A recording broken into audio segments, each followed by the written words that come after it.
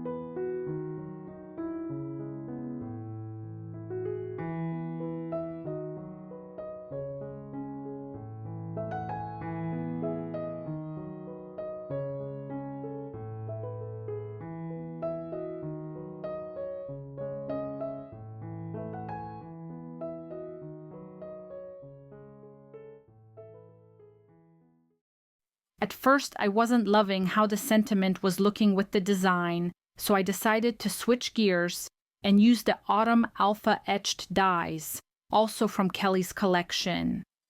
I die cut the letters 3 or 4 times from white cardstock for dimension, and then one final layer from Gina K's Tomato Soup cardstock. That gave me the bold pop of color I was looking for, and it really pulled the whole card together.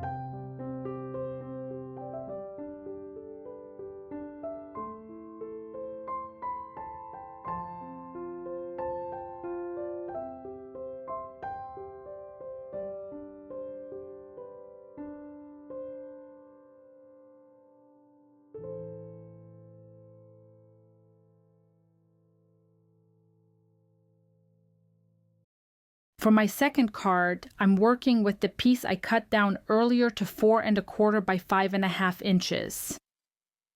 This paper has a very busy pattern, and when you're working with something that bold, you don't necessarily want it to take over your entire card front. Instead, I like to use just a hint of it so the pattern can shine without feeling overwhelming. To do that, I'm bringing back the bow and bell scallop frame die set from Lisa Horton and Spellbinders. This time, I'm using it a little differently by cutting out a frame. So I paired the scalloped die with the inner rectangle, aligned the two together, and used some mint tape from scrapbook.com to hold everything in place so my frame would cut nice and straight. Once I had the frame ready, the card came together really quickly. I added some ephemera pieces inside the frame, and before adhering them, I decided to bring in just a soft touch of fall color. I grabbed my orange blending brush and, without adding any extra ink, lightly blended the leftover color inside the frame opening. That little pop really warmed up the background. Finally, I popped up my ephemera pieces with some foam adhesive for extra dimension and adhered everything down to finish off the card.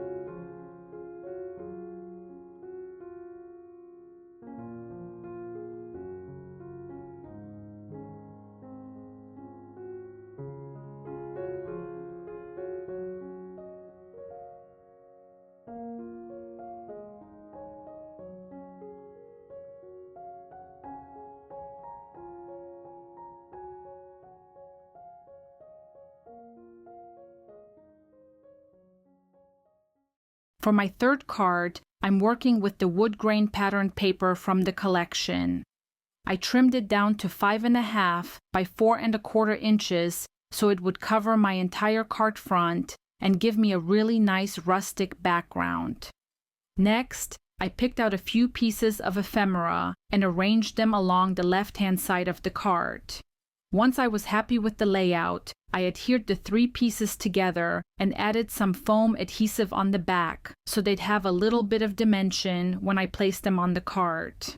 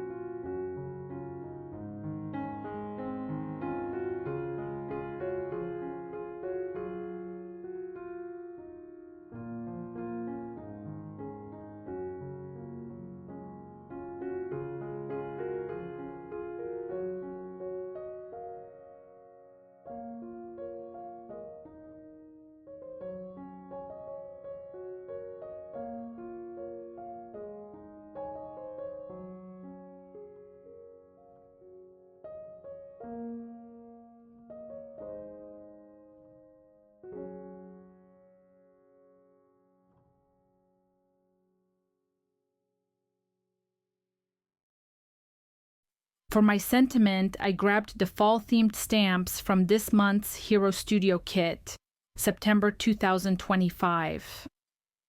I actually have a full video sharing cards with this kit, So if you'd like to see more ideas using it, I'll link that video at the end of this one.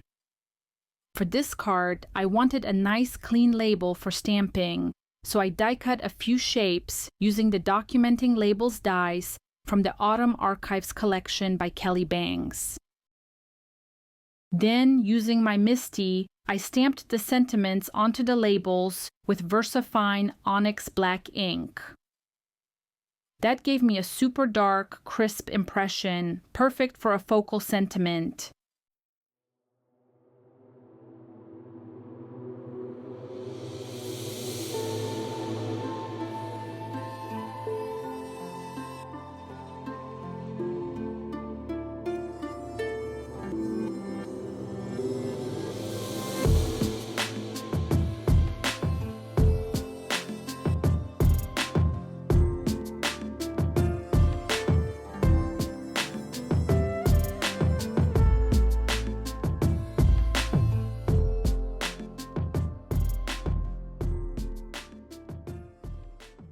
To bring in a bit more depth and tie it into the warm fall tones of the card, I added some soft ink blending around the edges of the label. For this, I used my Altenew Honeycomb ink and a foam dome blending tool, just brushing the edges lightly to give the label more definition. After that, I adhered the sentiment label and ephemera cluster onto my card front, and this card is finished.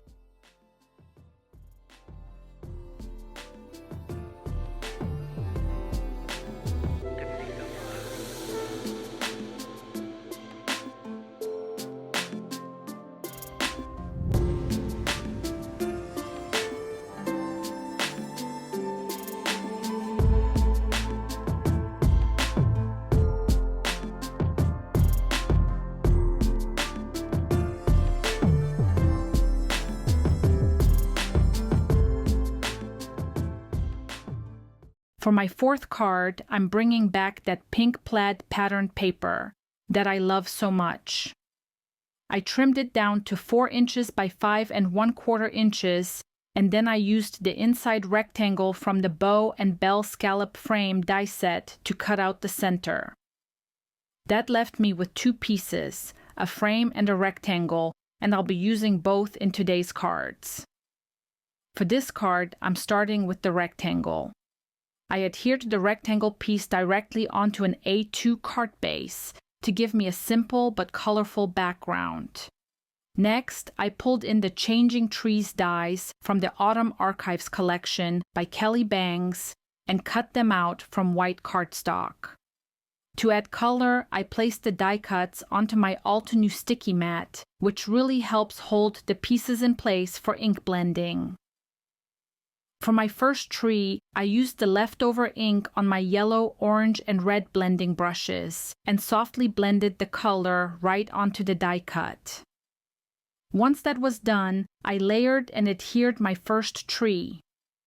For the rest of the trees, I brought in a few specific inks, Golden Honeycomb, Heartbeat, and Terracotta, to create that warm fall feeling.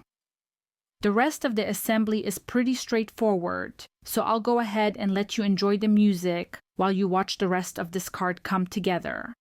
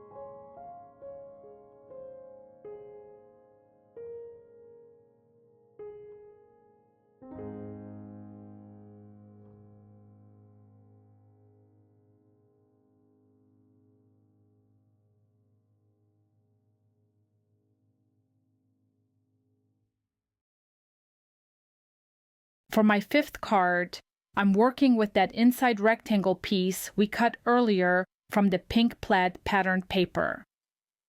This time, I'm pairing it with the Falling Leaves die set from the Autumn Archives collection.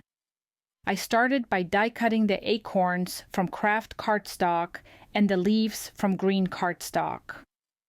To add some depth and shading, I placed my die cuts onto the Altenew sticky mat and used my Altenew inks.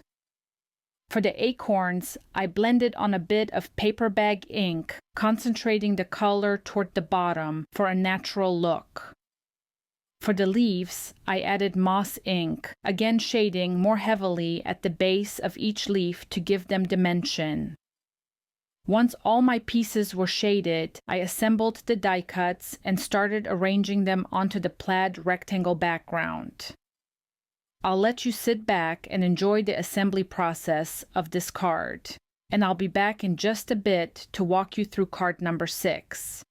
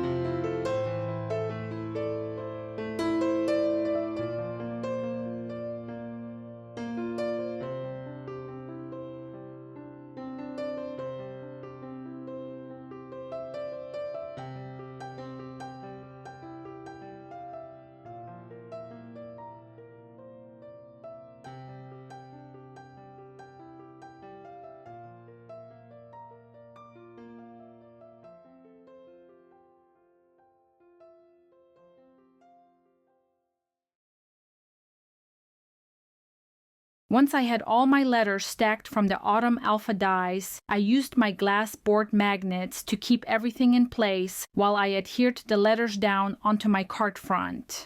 After I glued the first couple of letters, I placed the magnets right on top to apply a little pressure while the adhesive dried. It's such a simple trick, but it really helps keep those stacked die cuts from shifting around.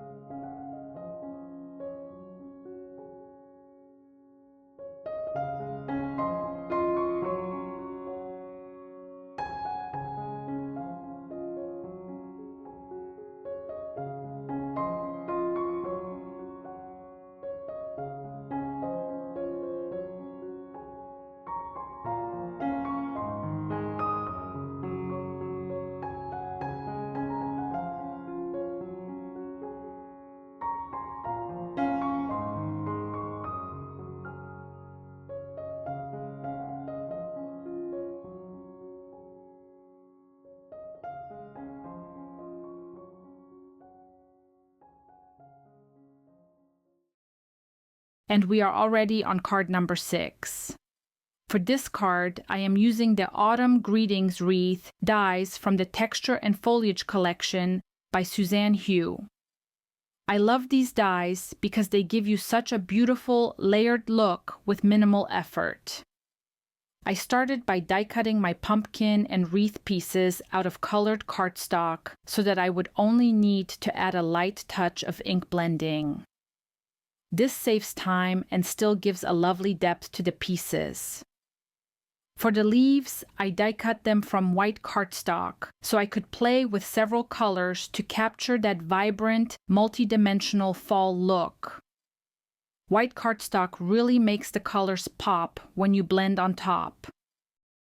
I'm using my all-to-new sticky mat again to keep all my die cuts in place while I work. This makes it so much easier to blend without the pieces sliding around.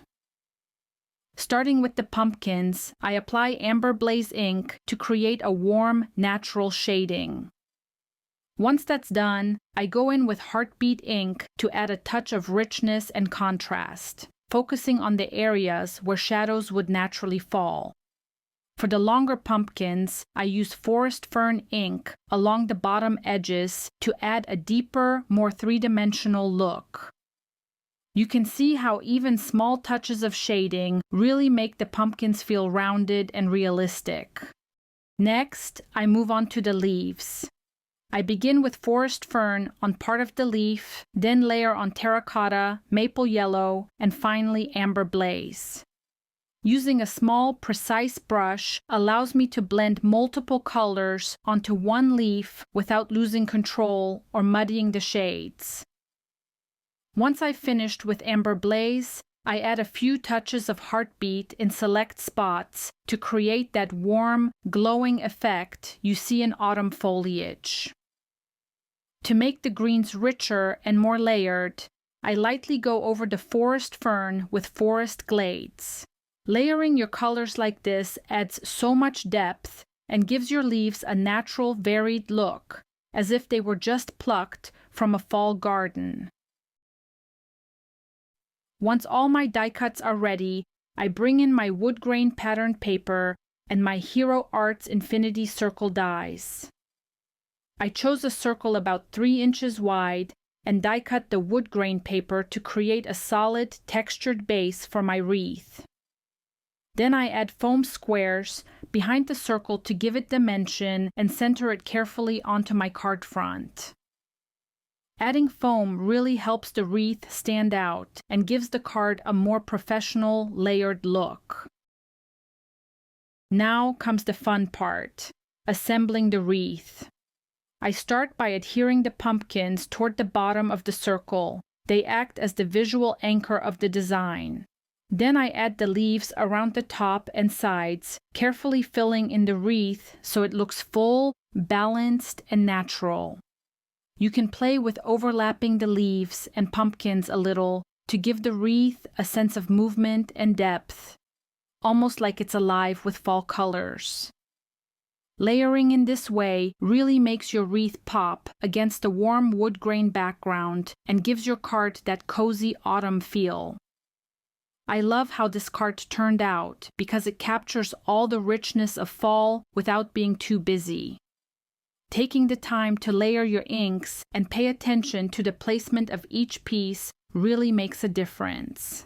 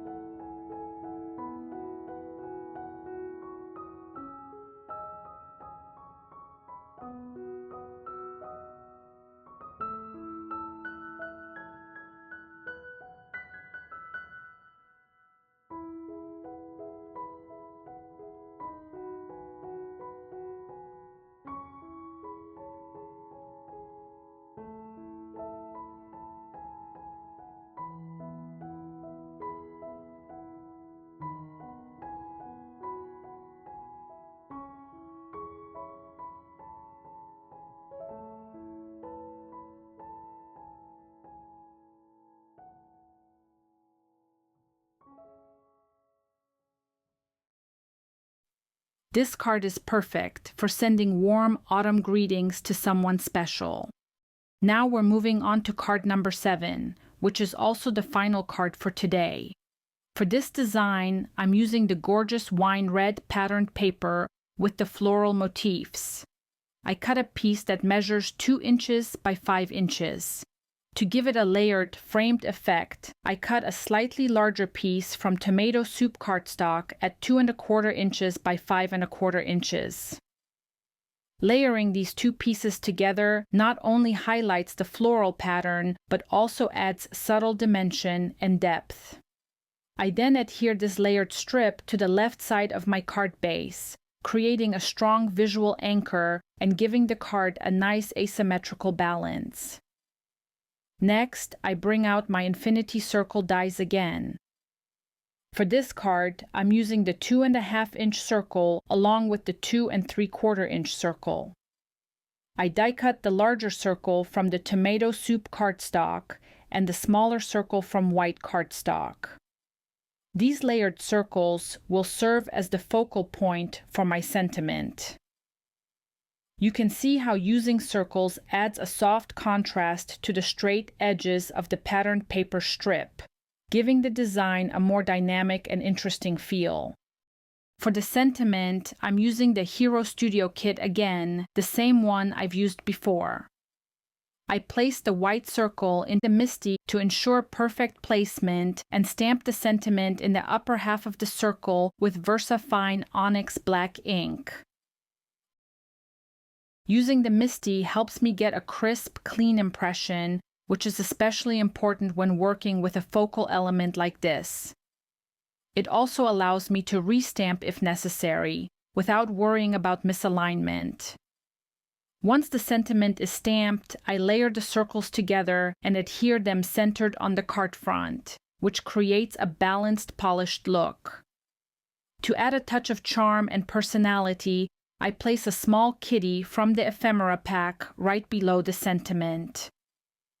This little detail brings a whimsical and playful element to the card, softening the boldness of the circle and adding an extra layer of visual interest. A few tips you might find useful. If you want to vary the look of this card, you could try using a different patterned paper, maybe a subtle stripe or polka dot, or swap the tomato soup cardstock for a complementary neutral tone. And here are all 7 cards I created today using the Autumn Archives collection from Spellbinders. I'd love to know what you think. Which one of these cards was your favorite? Or if you've worked with this collection yourself, what kind of projects did you make? Let me know down in the comments. I always love hearing from you and seeing which designs inspire you most. If you'd like to shop any of the supplies I used today, I've linked everything below in the video description as well as on my visual supply list. Many of those are affiliate links, which means I earn a small commission at no extra cost to you. So thank you so much for supporting my channel in that way. Don't forget to join my Facebook group, which I've linked below. It's a fun place to connect with other card makers and share your creations. You can also visit my blog for more card making inspiration and ideas. Thank you so much for spending this time with me today. I'll be back soon with more projects, but until next time, happy crafting.